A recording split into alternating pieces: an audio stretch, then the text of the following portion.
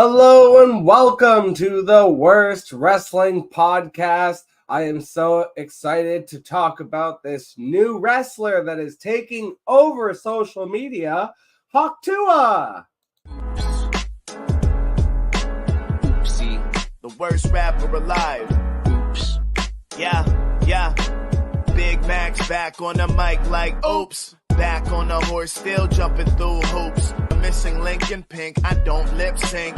Just to be clear, choking isn't my kink, but I do it anyway sometimes, I guess. Gotta laugh now, die later in my times of stress. I'm blessed, feeling good, charged up like a Hadouken. Hello and welcome back to the Worst Wrestling Podcast. I am your host with the least, Jack Lucenay. As always, you guys, this show, no ads, no readings and all that good stuff, just straight to the bullshit. But if you want to help out the show, super kick that subscribe button, send in questions, themes, and all that kind of stuff to @JackLucenay or Worst Sports Channel @gmail.com. Today on the show, very excited to talk about the Wyatt Sick6 debut. Are you down with the sickness? We're also talking a little bit about the NXT crossover, and you say his name and he will appear. I believe in Joe Hendry. So we're talking some Joe Hendry. We'll talk a little bit about what happened on SmackDown and the debut of yet another Bloodline member. But first, the big story of the week. We finally got the reimagining of the Wyatt family 2.0. We got the Wyatt Sick6, spelled S-I-C-K with a 6 at the end, which is a cool little bit that they did. There's all kinds of great details about this. There are tons of content creators that have covered it for the entire week. I'm sure you've already heard enough about the Wyatt Sick6. The one thing I noticed right away was this whole thing almost, fizzled out before it even got started. And shout out to Going In Raw, because they definitely noticed it too. They're one of my favorite wrestling podcasts that I follow. And they mentioned also that there was a moment where we almost had a Shockmaster 2.0.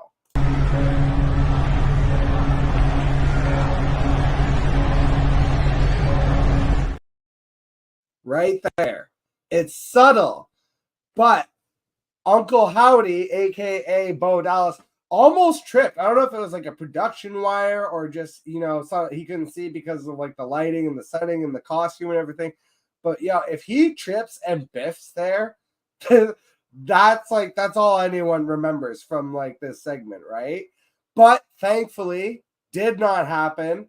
And you could hear the reaction just in that very short clip of the holy shit chants. And I was right there with everyone. I thought this was a spectacular debut.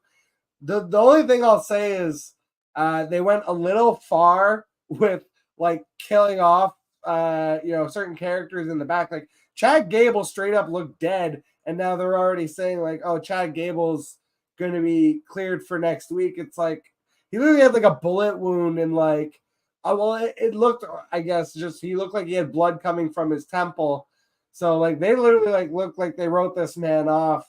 So Chad Gable having a tough week, but no, ultimately very successful debut. I think the aura is there. Shout out to Santa Zap. I mean, if you're watching this, you must know who he is because he's a million times bigger. But he did a really good detailed video about the Wyatt Sick6 and who the characters are and like their background in WWE. But just very quickly, if you're not familiar, and I don't know like all the names of the characters, I just know that in the group is Nikki Cross. You have Eric Rowan, obviously. You have Bo Dallas, and then you have Joe Gacy, and my apologies to the serial killer looking blonde guy with Dexter Loomis. Jesus, I was searching for the name there. I had his face in my mind because very like he is not a forgettable person by any means. I love his character and I love the work that he was doing, even just as Dexter Loomis. But yeah, just the name was just escaping me there for a second. But really loved everything about the Wyatt Sick debut. I'm curious now to see where this goes, though, because this is the kind of act that I think, especially with how you debuted, where it's like they killed half the roster, and now half the roster is going to be back next week. It's going to be interesting to see, I guess, how much that's addressed, the characters that were involved in the attack, basically. So, like, I'm very curious to see like how Chad Gable, for example, primarily Gable, because he was the one that was very visible and obvious as being on screen. And again, apologies. Now I'm forgetting. There were so many sources of people putting out great content about a lot of kind of like the bells and whistles to behind the story. So with Chad Gable, like one of the things I saw was that a lot of the people that were on the ground, like there was Gunther was one of the people that seemed to be on the ground. So it's like a lot of people that were involved in the attacks were characters within the WWE universe that had betrayed their friends and or family, right? So you have like Gunther kicked out Da Vinci, and you have Chad Gable, obviously, all the stuff going on with Alpha Academy. So yeah, I'm curious to see. It's not just how the Wyatt Six affects like their own story and their own characters. I'm really curious to see like, so how does Chad Gable respond to this? Does Chad Gable now come out on Raw as kind of like a more fearful, cowardly heel? And is that the reason that he then decides to team up with the Creed brothers because he needs what he views as protection? Or could we possibly see an angle where this makes Chad Gable kind of rethink his position and be apologetic and maybe looking for forgiveness from Alpha Academy? That could be a different angle that they take with it as well. So I'm just very, again, I think the best thing in a wrestling angle is when you don't know exactly where it's going, and when it's like something so cool like this. I think everyone, not only are people willing, I think these days, to give a little bit more leeway to the WWE creative because of the changes made with Paul Levesque, aka Triple H, and Lee Fitting, who's like the main producer. That's like the big producer change that they had made. Like, but beyond obviously all like the amazing production changes that they've made, and how we've seen kind of the stories come together, the way that they handle a character and a set of characters like the Wyatt Six, I think again, I remember when Bray Wyatt introduced the Fiend character, for example. This is going kind of off track a little bit, but I wasn't as into it as a lot of other people. And especially when he was doing the Happy Fun Time fucking Funhouse bullshit. Like the Firefly Funhouse. I really wasn't into a lot of that character work. I understood it. I understood why people liked it. The Firefly Funhouse stuff, especially, like, was a little too out in the woods for me, I guess, for like what I was looking for in a wrestling program.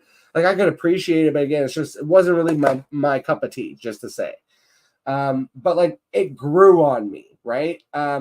And I think part of why back then I was so reticent to is I was like, oh man, Vince running this, I could see him turning this into like a cartoony, like 80s horror, just like shtick, just not very good.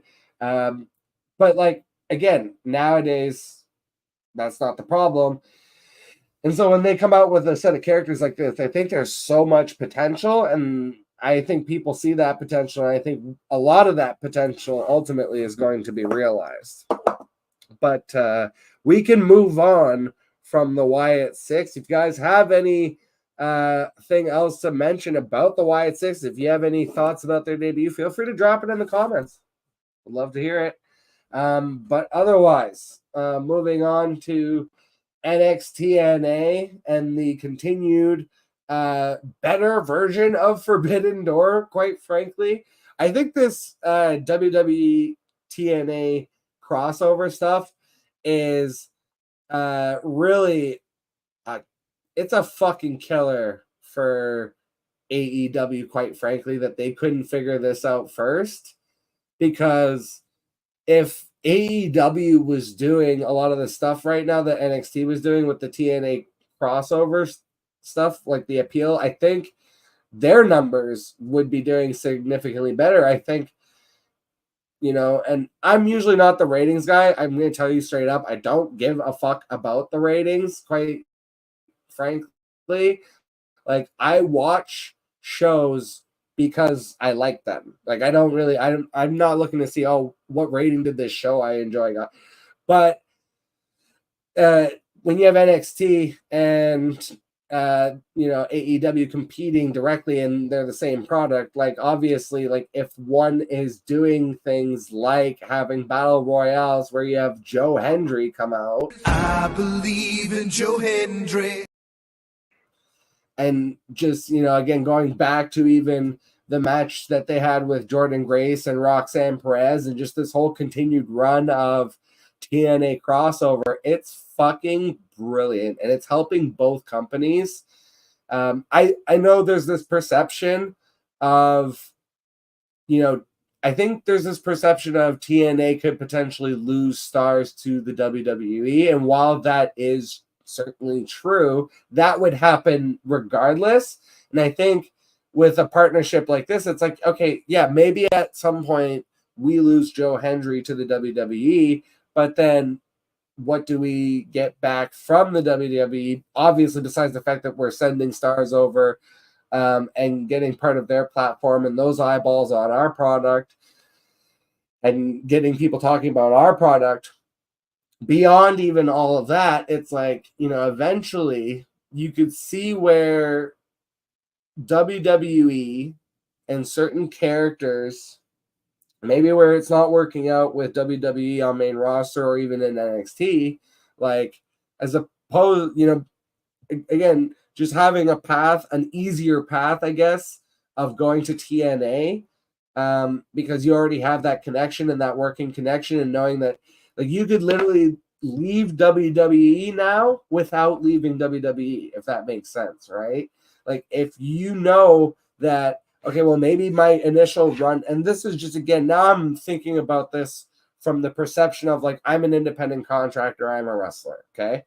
I am trying to make it on WWE I want Cody's spot, ultimately, right? Like, if that's at the end of the day, I think most WWE wrestlers at a certain level, like, if you get into it, it's because you want Cody's spot. So if that's my goal, right, and I go through, let's say I go through NXT and I have a great run on NXT, like, let's put myself in the position of a Ricochet, for example, who won titles on NXT, then kind of won some of the mid-card titles on main roster, but wasn't even really at the top of the mid-card tier of talent per se, because the mid-card in WWE, you're talking about like Gunther and Drew McIntyre and Sheamus at that point when they were all competing for the Intercontinental Championship. Like, those are all world championship caliber athletes. So it's like, that's a heavy fucking mid-card, you know what I'm saying? So it's like, well, now, and, again, Ricochet probably, I would assume, is going the AEW path with Will Ospreay there and all the things that he can build over there. That's fine. But I'm just saying, let's just pretend again in that scenario. Now, I'm thinking to myself, how can I get back to the WWE? Well, obviously I see that they've got this thing going on with TNA. Let me go to TNA, get in the TNA world title scene, and then maybe do some of the crossover stuff back with NXT, work my way back up through NXT. And you know what I'm saying? Like there's that path now is a viable path. And I think that's exciting for independent contractors and wrestlers. I think obviously the coercion of the two companies working together, WWE is definitely, I think, benefiting a little bit more. But at the same time, it's like, can you even really say that if you know for sure that WWE is the bigger of the two products? And so we're all talking about TNA now a lot because of WWE. And then now they've got this exciting thing too, where they've reached out to a lot of the internet streamers, a lot of the big ones. So, again, shout out to Sanazap, shout out to Wheezy Blonde. I don't know if Ross Clutch is involved, but he's like another one that probably at some point gets his fingers in that pie. So they have now where they're having all these live streamers join live streams and join live stream TNA. I don't really do like the live stream thing. It's just not my bag, but I think that's just a great idea. And that was orchestrated primarily by AJ Francis, aka Top Dollar, who is now over in TNA again, formerly of WWE. And you look at the way that, again, a guy like him probably sees that path of potentially going back to WWE. It's like, well, yeah, if I do great work in AEW and I do these things that I can then point to of like, hey, I organized the online, all these online streamers to get more eyeballs and views on TNA. Like that's the kind of thing of like going that extra mile of like you can point to that then when you're trying to go back to WWE. And again, I think it just facilitates so much of the relationships and partnerships that otherwise would be viewed as like competing, right? And I guess in a way you could perceive it as like, well, okay, well now you're saying TNA is a feeder system. I'm like, I think we all know and understand that WWE at this point in the ball game, like there is no competitor. It's like saying who's the competitor to McDonald's. It's like, okay, well, I mean you can say Burger King, but they're not close. You know what I'm saying? It's like it's McDonald's and then everybody else. So, but not everybody wants McDonald's, and I get that. And I think we should just appreciate these other companies for what they are. But again, when I look at the way that AEW could have capitalized on this partnership and they had already had the idea and kind of started the whole Forbidden Door thing, I feel like it's a missed opportunity for them because they are like, when you're like on the smaller end of the stick, it's like, yeah, it would have made sense for you to partner up with, a TNA. But I think TNA also, with a lot of the moves that they were making anyways, part of the reason that they let go of a Scott D'Amore and made all the changes that they made in their kind of corporate structure, I think was so that they could be more easily assimilated and probably even sold, bought out, taken over ultimately at some point in the game by WWE. So if I had to guess, I would say like, in the future, that's what happens. But till then, I think there's a nice little partnership for them. And, I love Joe Hendry. I believe in Joe Hendry.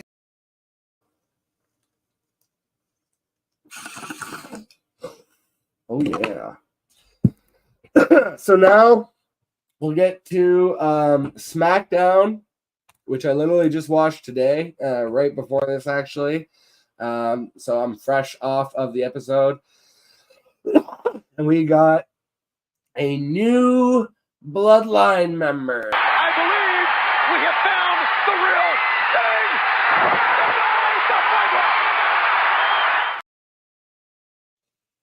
Man, thing. I kind of mentioned I think it was the last episode or maybe the one before that. I'm just not that in on this Bloodline story and angle right now. And I said part of the problem was I feel like the way that the story is heading is that they're just going to keep adding more family members. And I understand it, but This feels a little bit like something almost AEW would do, and I don't mean that necessarily derisively, but the idea of again just introducing faction members, and then it's like you know that your hardcore crowd is going to know who that person is immediately, and they're going to have to kind of teach the casuals, like, oh, that's so and so, and he's related to so, you know what I'm saying? So it's like I get the story that they're telling, and I am assuming that this is leading to Bloodline Civil War. I mean, that's what everybody sees and seems obvious. I hope they don't go that route, at least right away. I'm hoping that they have Roman come back to just a strong bloodline with the Tongas and Jacob Fatu and Solo just kind of gives up head of the table and says, I did this for you. Which would be a funny callback also to Rikishi. I did this for The Rock. I did this for the people.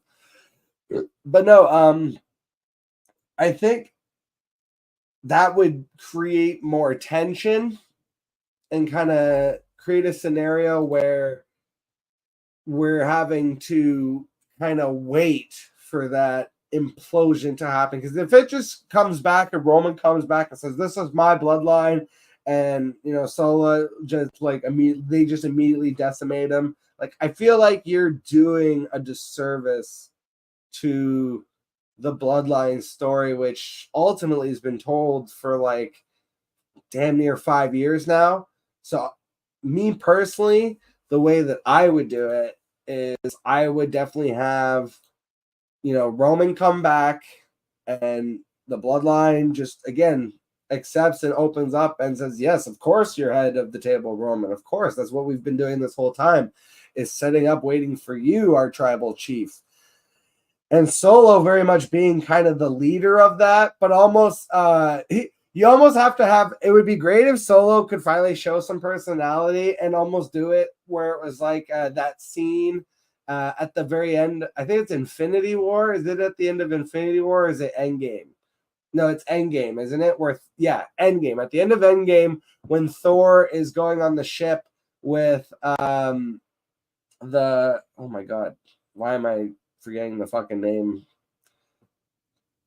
Jesus Christ. The Galactic Four. No, I literally am like blanking super. Smoking too much reefer, my friends.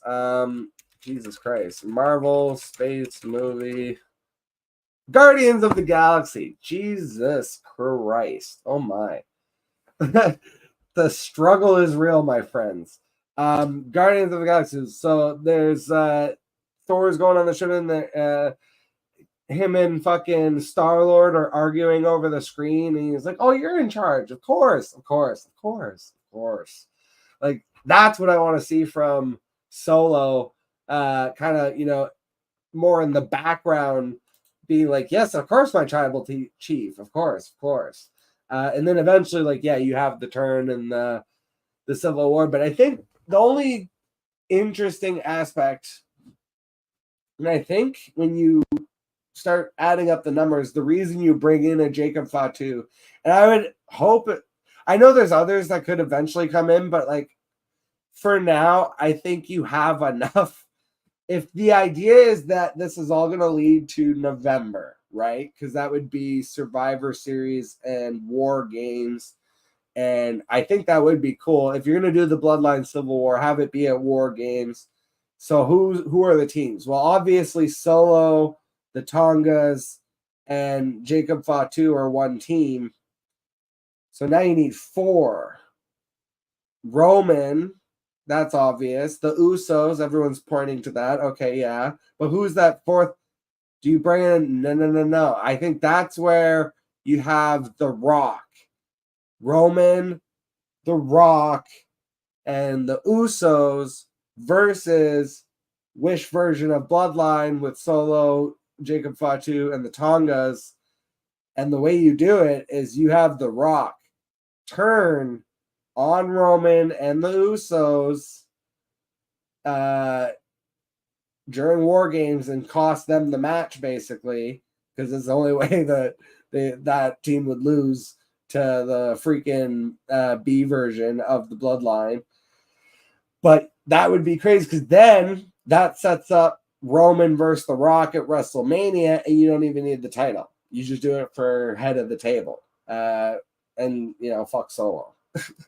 But, you know, the Jacob Fatu, as far as like the actual debut went, I mean, it was great. You know, just rehashing quickly what happened on SmackDown, if for some reason you missed it or not familiar. Basically, the show opened with CM Punk coming out and doing his spiel, and Paul Heyman comes out and basically begs him to leave because Solo's going to come and kick his ass. And then there's this great bit, though, where Paul Heyman made me laugh, where he was like, you know, I need you, I want to do you a favor and I want you to do me a favor. And then he's doing the thing of like, you know, Solo heard that like this is your city and he's mad and he's gonna come kill you and blah blah. So I want you to leave. And then Punk's like, well, what do you want me to do for you? He's like, take me with you. That shit popped me. When he said take me with you, I was like, that's like how I feel every time I have a bad shift and I find out someone gets to leave early or go on vacation or something. I'm like, take me with you.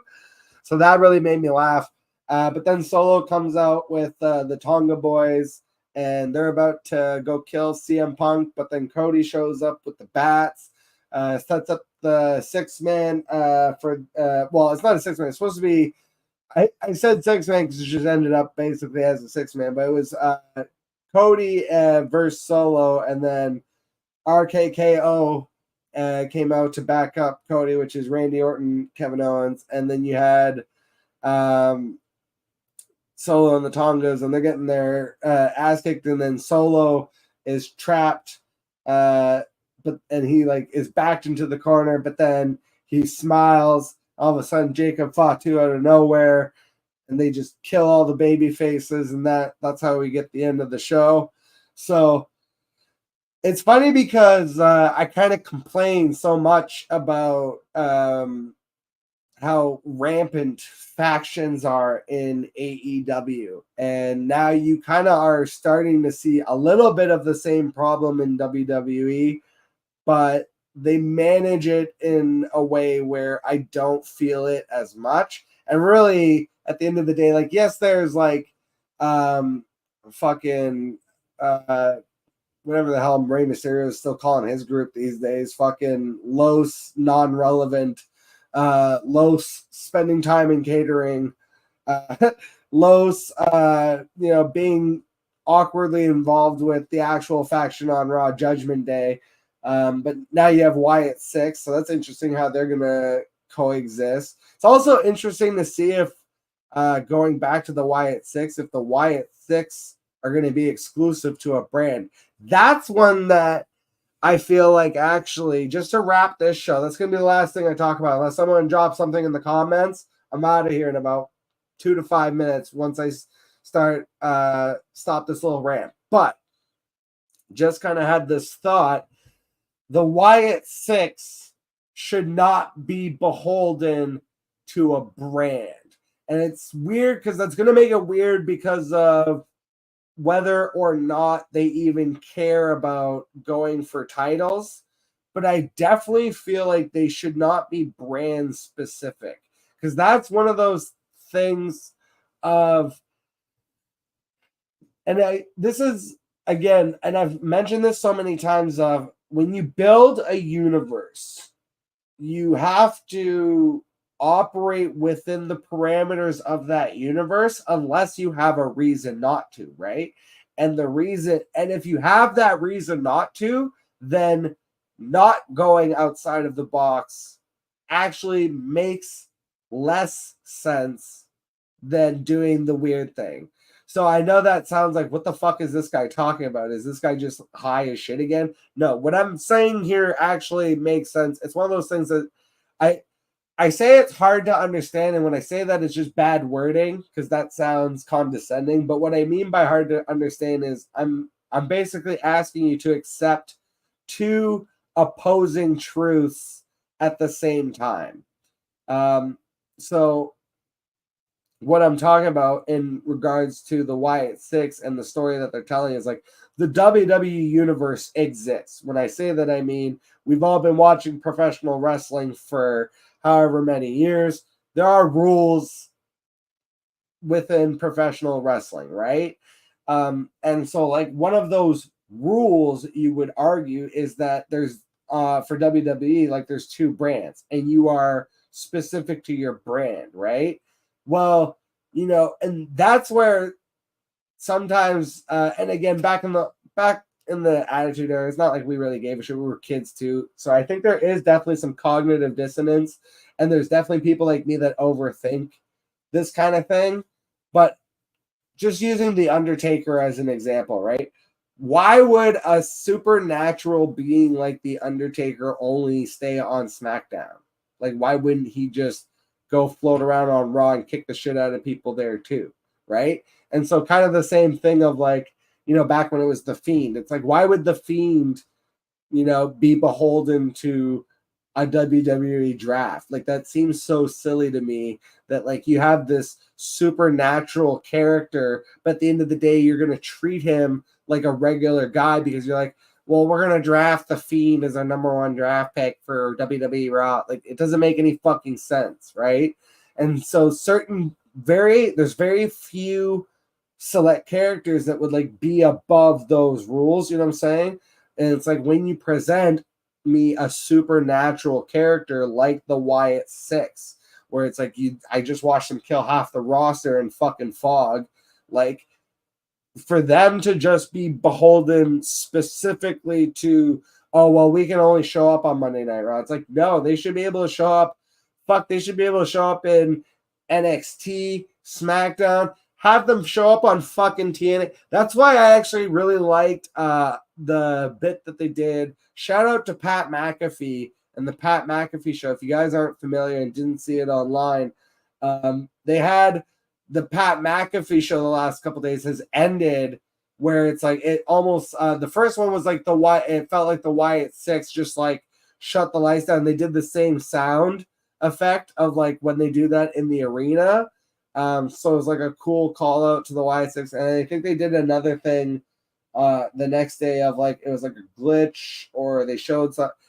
Can't remember exactly what the second one was, but just the bottom line of the idea that the Wyatt Six could just show up anywhere and, you know, cause chaos, I think that could be a very interesting aspect of the story that they tell with these characters. So that's something I'll be curious to see. Again, the last thing I want to see is next year on the fucking WWE draft that they're like, the WWE draft, we select Uncle Howdy. Like, fucking lose me with that shit.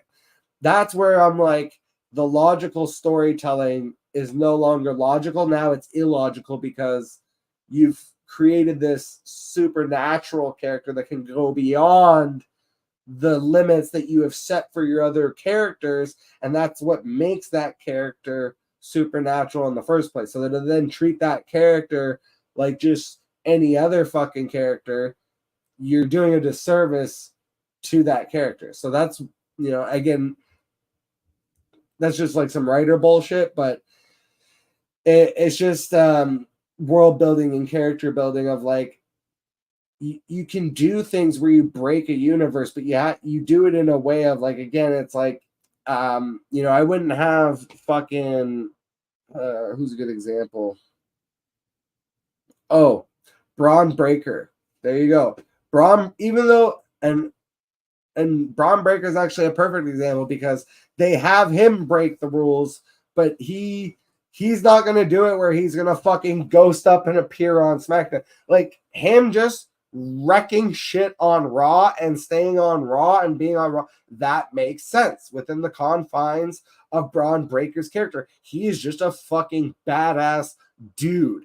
He's still a man. There's nothing supernatural about his character. His character is straight up, I'm a fucking badass that's going to spear the shit out of you at 23 miles per hour if I hit those ropes right.